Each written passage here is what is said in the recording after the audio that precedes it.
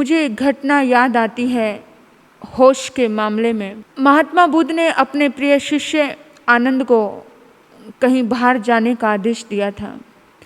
तो आनंद ने प्रश्न किया, जैसे भगवान महावीर के लिए गौतम थे, ऐसे ही महात्मा बुद्ध के लिए आनंद थे। तो आनंद प्रतिपल प्रतिक्षण उनसे कुछ ना कुछ प्रश्न करता रहता था। हर उठना बैठना चलना फिरना एक एक शब्द एक एक चीज़ उनसे पूछ कर करता था।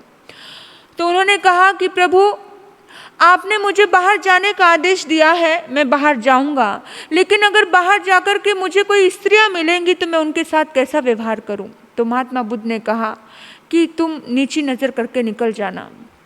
तो उस समय में आनंद ने कहा कि प्रभु, अगर मैं नीची गर्दन करके नहीं निकल पाया तो अगर कुछ बात करनी पड़ी तो क्या करूं? तो उन्होंने कहा कि तो ठीक है, समाधान दे देना।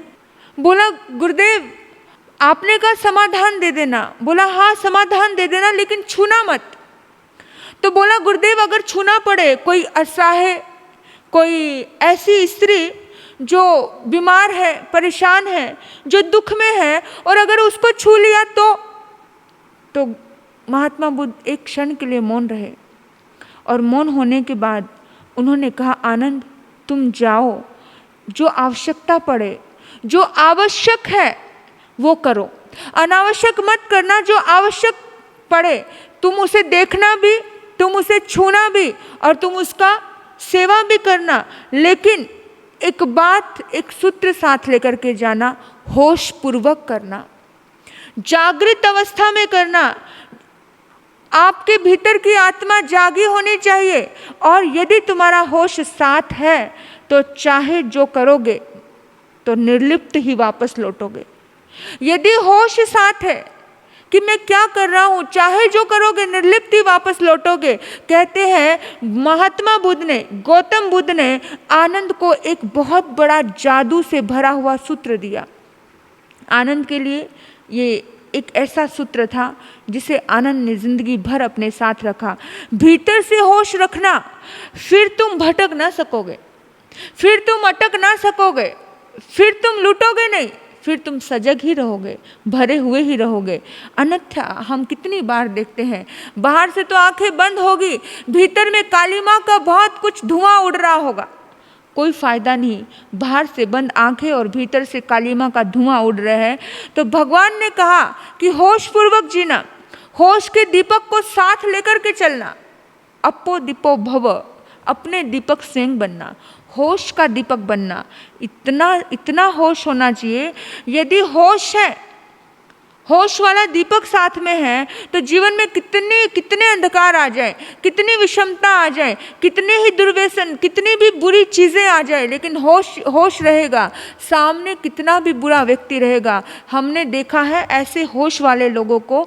हमारे पास बहुत सारे बच्चे आते हैं, वो जहाँ कहीं जॉब करते हैं, वो बताते हैं आकर के, महाराज साहब जी मेरी पूरी कंपनी में मेरे पूरा सर्कल ड्रिंक करता है, पूरा सर्कल ये मतलब दुर्व्यसनों से, कुव्यसनों से बुरी तरह से भरा पड़ा है, लेकिन उस पूरे सर्कल में एक मैं हूँ जो ड्रिंक नहीं करता हूँ, ये उठपटांग कोई चीज़ें नहीं करता हूँ। लोग मुझे बोलते हैं, अरे भाई किस ज़माने में जी रहा है। मुझे युवा लोग आकर के बताते हैं, इस दुनिया में किसी चीज़ की नास्ती नहीं है। बहुत अच्छे लोग भी हैं जो अपने आप को इतना सजग रखते हैं। वो कहते हैं कि मुझे अपना सर्कल बोलता है कौन से ज़माने में जी रहा है, अरे एक बार टेस्ट तो करके देख, एक बार पीकर तो देख। ऐसे फोर्स किया जाता है। आपको बेहोशी में लेके जाने के लिए बहुत प्रयास किए जाएंगे, आपको बुराइयों की ओर धकेलने के लिए बहुत प्रयास किए जाएंगे, आपको सजगता के लिए कोई प्रयास नहीं करेगा। खुद डूबे हैं लोग, आपको डुबाने का बहुत प्रयास करेंगे। दुनिया का काम ही है डुबानंग डोब्यानंग, खुद भी डूबते हैं, दूसरे को भी डुबाते हैं। महापुरुष ही होते हैं जो तिन्नानंग तार्यानंग होते हैं। और वो युवक कहते हैं कि महाराज, हम उनको कहते हैं कि भाई तुम्हारे काम में हम इंटरफेयर नहीं करते, हमारे काम में इंटरफेयर मत करो। इतने सजग रहते, कहते महाराज अगर मेरी बात कोई मानने वाले हैं तो उनको मनवाता भी हूँ, उनको समझाता भी हूँ। कितने लोगों को नॉनवेज खाना छुड़वाया है, लेकिन अगर कोई इंसान मानने के मूड में नहीं है तो हम उसको छोड़ देते हैं, ज़्यादा ध्यान नहीं देते, लेकिन अपने आप पर उनका रंग नहीं लगने देते। कितना होश से जीता है। जब व्यक्ति होश पूर्वक जीता है तो व्यक्ति कभी भी दूसरे का रंग अपने ऊपर चढ़ने नहीं देता। बेहोश व्यक्ति के हाथों से हिंसा नहीं भी हो, पाप नहीं भी हो, शास्त्रकार कहते हैं कि बेहोश व्यक्ति के हाथों से पाप नहीं भी हो, फिर भी वो पाप का ही भागीदार होता है, क्योंकि वो होश पूर्वक नहीं चल रहा है। आप यहाँ से उठ करके अपने रूम तक गए, हबड़ दबड़ में बेहोशी थी, आपको होश ही नहीं है कि आपका पैर उठा, आप वहाँ तक गए, आपको होश ही नहीं है और आप गए तो आपने हिंसा की। लेकिन शास्त्रकार कहते हैं कि होश पूर्वक, यत्नपूर्वक कोई कदम उठा, आपने यत्न रखी कि कोई जीव जंतु, कोई चींटी आपके पैर के नीचे आकर ना मरे, और फिर भी मर गई, लेकिन फिर भी आपको हिंसा का दोष नहीं लगता है, क्योंकि आपकी दृष्टि, आपकी सोच बचाने की थी। आप इतने जागरूक थे, लेकिन फिर भी वो जीव मर जाता है तो आपको पाप नहीं लगता है। होश में और बेहोशी में फर्क होता है। कितना फर्क होता है बताऊं? ऐसा फर्क होता है कि दो चादरिया लो, दो चादर, एक चादर को पूरी तरह से सुखा दो, साफ सुथरी एकदम नई कोरी चादर है, और एक चादर को पूरी तरह से घी में डुबो दो, तेल के अंदर डुबो दो, पूरा डुबो दो, डिप कर दो पूरी तरह से। अब दोनों चादर को आप रेत पे रखो, पूरी तरह से लेटा दो, उसको पूरी तरह से बिछा दो। अब दोनों को उठाओ, एक को झाड़ो, और दूसरी को उठाओ, दूसरी को भी झाड़ो। जो सूखी चादर है उसे भी झाड़ो, जो चिकनी चादर है उसे भी झाड़ो। आप देखना, जो सूखी चादर है उसको एक बार झाड़ा, एक पल में साफ हो गई, लेकिन जो चिकनी चादर है, जो गीली है और चिकनी है, उस चादर को आप कितना भी झाड़ोगे, वो रेत के कण उससे चिपटे रहेंगे, वो निकलेंगे नहीं। होश और बेहोशी में यही अंतर है। जो सूखी चादर है वो होश वाला इंसान है। होश वाले इंसान के आसपास कितने भी बेहोशी वाले लोग रहें, लेकिन उस होश में वो जीता है। वो सूखी चादर के, उसके ऊपर रेत के वो कण, बुराई के वो कण चिपक ही नहीं पाते हैं, चिपकते नहीं है। झाड़ो, एक पल में खत्म। और जो बेहोशी में जी रहा है व्यक्ति, वो इतना ज़्यादा बेहोशी में जी रहा है कि उसके ऊपर इतने सारे कण चिपक जाते हैं, उस रेत पर कितना भी आप रगड़ो, झाड़ो, करो, लेकिन वो एक झटका लगाने पर वो जुदा नहीं होते हैं। होशवान व्यक्ति जीवन में बालू के कण के जैसा है। होशवान व्यक्ति बालू के कण के जैसा है, मतलब वो हल्का सा झटका देगा, वो सूखी चादरिया पर 1 मिनट में साफ हो जाएगा। चादरिया सूखी रखो अपने जीवन की, इस तरह से होश से जियो।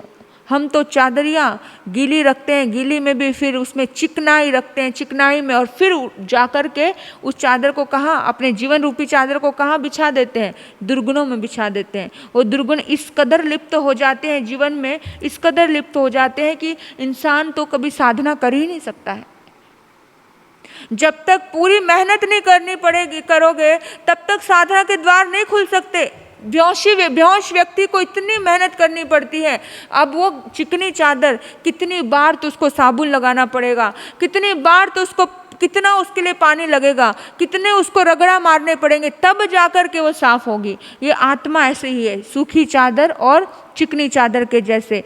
हमें हमेशा प्रतिपल प्रतिक्षण होश में रहना, नींद में भी होश पूर्वक रहना है। पता है, इसका शास्त्रों में उदाहरण आता है होश पूर्वक रहने का, जागरूक रहने का, साक्षी भाव में जीने का, ज्ञाता दृष्टा भाव में जीने का। सबसे पहली सीढ़ी है ध्यान की, कि होश पूर्वक रहो। तुम क्या कर रहे हो तुम्हें मालूम होना चाहिए, तुम्हारा विचार क्या आया ये पता होना चाहिए। जैसे भृतहरि को विचार आया था तो उसे पता चला था कि आया है, हीरा उठाऊं, लेकिन वो विचार उसी समय काटा वैराग्य से। ऐसा होश इंसान के भीतर में साधना के शिखर पर इंसान को लेकर के जाता है। शास्त्रकार कहते हैं कि इंसान को भारंड पक्षी जैसा होना चाहिए। भारंड पक्षी, उसका एक देह होता है, एक शरीर होता है, दो मुंह होते हैं। वो एक मुंह से सोता है, दूसरे मुंह से पहरा देता है। वो एक मुंह से खाता है, दूसरे मुंह से पहरा देता है, देखता है कि कोई पक्षी आकर के उसके ऊपर आक्रमण तो नहीं कर रहा है। मतलब प्रतिपल उसकी जिंदगी की गजब होश की कला है। उससे ये होश की कला हमें सीखनी चाहिए। साधना की मूल पृष्ठभूमि जो है वो होश से ही है। होश से ही है कि मूल पृष्ठभूमि मन की जो प्रवृत्तियां हैं, मन की जो भीतर की जो प्रवृत्तियां हैं, वो प्रवृत्तियां हमें सजगता से ही समझ आएंगी। हमें हमेशा एक ऐसे स्वामी के मालिक बनना है जो हमेशा होश पूर्वक रहता हो।